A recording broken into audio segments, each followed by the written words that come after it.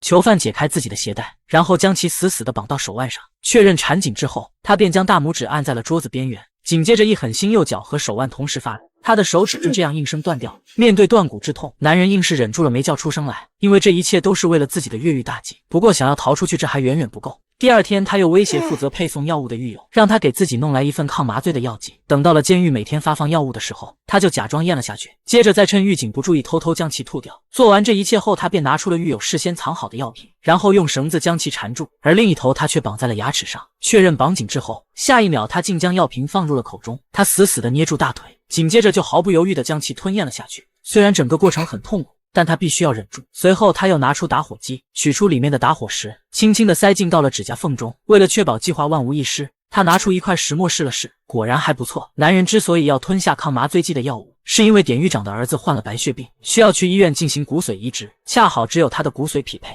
这是一个千载难逢的好机会。他没有丝毫犹豫就答应了对方，但前提是可以让自己在监狱里抽烟，以及去电脑室看书。抽烟是为了拿到打火石，而去电脑室看书只是假象，实则是为了窃取到医院的详细构造图，好制定出合适的逃跑路线。很快就到了骨髓移植的日子，因为他是一个重刑犯，为了防止意外的发生，就连警察局也参与了进来。为此，他们还专门做了一个连接监狱和医院的通道，好方便在手术结束后及时的押送他回去。不多时，男人就被五花大绑的抬到了医院，狱警还特地准备了2条警犬来搜查，却没想到警犬被他轻轻一吼就吓退了回去。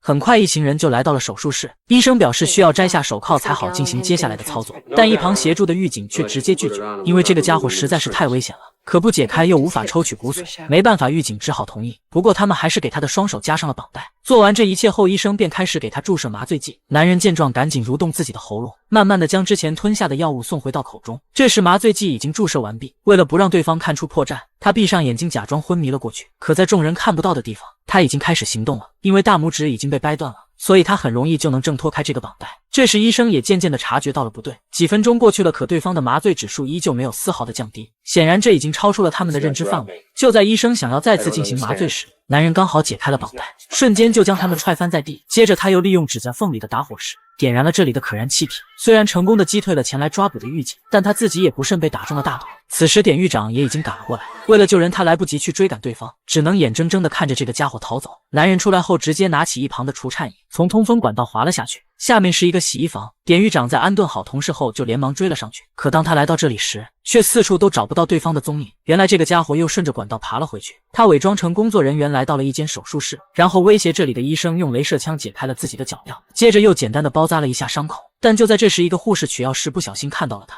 先前的那个女医生见下属站在那里一动不动，便跑过去训斥，却没想到男人突然就钻了出来。随后他又威胁一旁的护士把取来的药剂放进了自己口袋。这时典狱长也已经过来了，不过他面对了一个死局，他既不能杀了对方，同时又要保证女医生的安全。儿子的病情愈发的严重，已经开始流鼻血了，急需男人的骨髓治疗。对方则让他立马放下枪，否则就杀了这个女医生。放下枪就意味着他没有了谈判的资格。对此典狱长没有丝毫犹豫就同意了，因为自己的队友已经绕到了他的身后，这样做都是为了吸引这个家伙的注意，好让黑人警官趁虚而入。当然一旁的女医生也没有坐以待毙，她用眼神告诉不远处的同事，一会找机会把枪踢给自己。可就在这个关键的时候，典狱长无意间朝旁边瞥了一眼，一下就被男人捕捉到了。 Do me a favor, darling. Open up that curtain for me. Oh! Wilson, you even think about pulling that trigger, I'll cut her fucking head right off. 这下他们又再次陷入了被动，但意外总是一件接着一件。这时对方注意力全在黑人警官身上，正是一个好机会。一旁的男医生也深知这一点，果断地将枪踢了过去，却没想到竟被男人一脚挡下来。这下他有了枪，情况就更加危机了。接着他故意激怒黑人警官，说他是个胆小鬼，连枪都不敢开。典狱长怕同事会真的忍不住开枪杀死他，便果断地拦在了两人中间，这反而给了对方一个机会，不仅开枪打死了另一名警察，还导致自己的黑人队友也中了一枪。 Appreciate what you did for me here, Frank. If I need anything else, I'll call you. 警察局局长觉得典狱长不适合再参与此次事件了，因为他的不正当操作已经导致多名警员牺牲，便让手下带走了他。可刚到楼下，他就趁着人群骚动直接逃走了。此时，另一边的男人已经闯入到了他儿子的病房，但他并不是去伤害小男孩的，而是想要女医生带自己去找环丙烷。等典狱长赶来时，就只看到了受伤的同事。好在儿子没事，不过当他看到对方鼻子里渗出来的血时，还是不免有些揪心。不过他并没有表现出来，反而安慰儿子一切都会好起来的，让他不要担心。随后安顿好同事后，就转身离开了。这时女医生也已经带着男人来到了存放环丙烷的地方，对方让他将东西放进这个袋子里，他便趁其不备用铁瓶击倒他。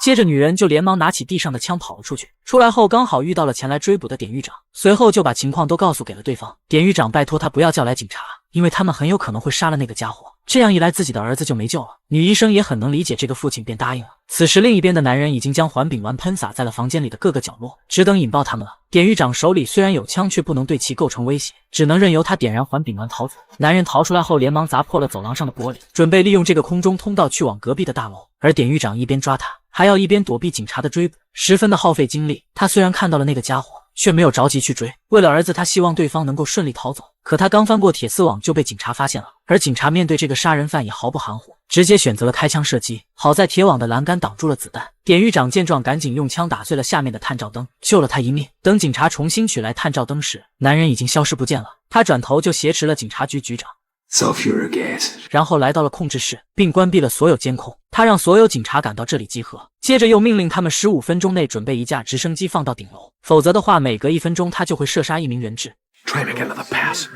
不过警察还是准备了一名狙击手潜入了进去。此时典狱长也已经来到了这里，男人见状立马关闭了大门，为了以防万一，他又抓进来了几名人质。这一切都被上方的狙击手看得一清二楚，可他用蛇形望远镜观察时，不小心蹭掉了栅栏上的灰，正是这个小小的失误将会导致此次行动的失败。男人在和典狱长对话的过程中，无意间发现了地上的黑色灰尘，他很清楚地记得之前并没有。拥有多年犯罪经验的他瞬间就察觉到了危险。 Hold on a second, Frank.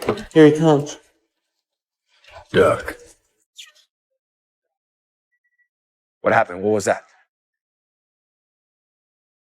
Just a rat, Frank. 两人达成了协议，典狱长帮他逃走，他则帮对方救他儿子。随后男人就带着人质去往了楼顶，不过在此之前，他决定先解决掉那些前来追捕的警察。这么精彩的剧情当然要有女朋友一起看，找对象就来真的。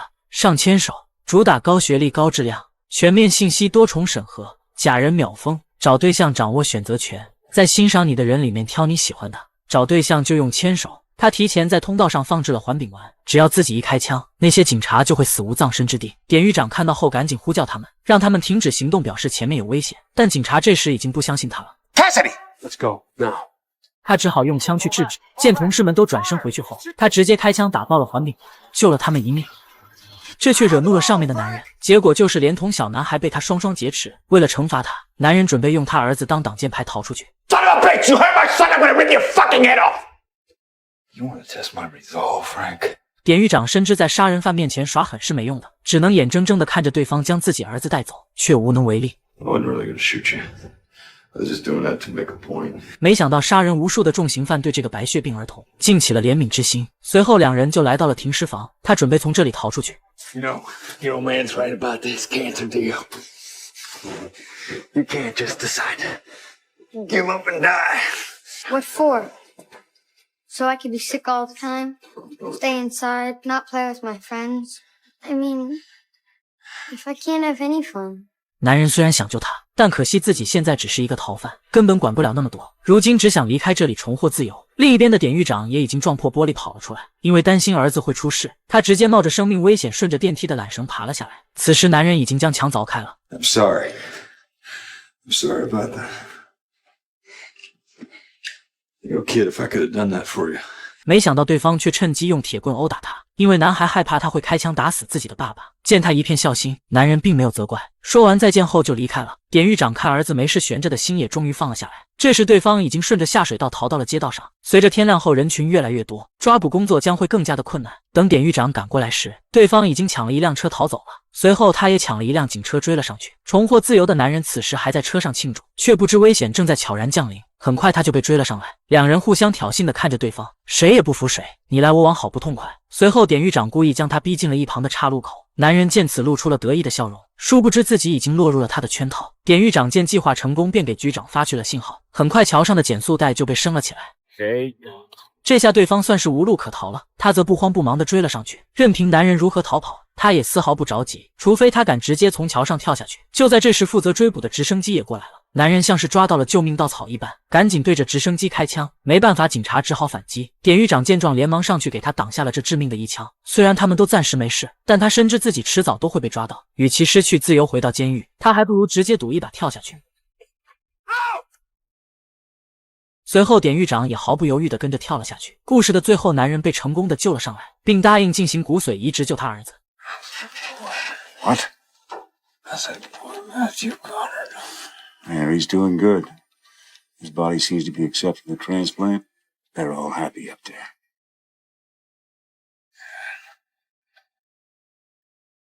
I guess I can go now.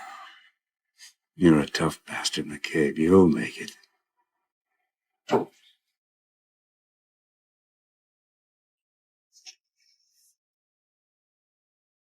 kind of car do you have? 其实他在做手术时完全可以逃走，只不过不忍心小男孩就此死去，便随了一个父亲的心愿。也许这就是他最后的一丝善良，之后会如何就不得而知了。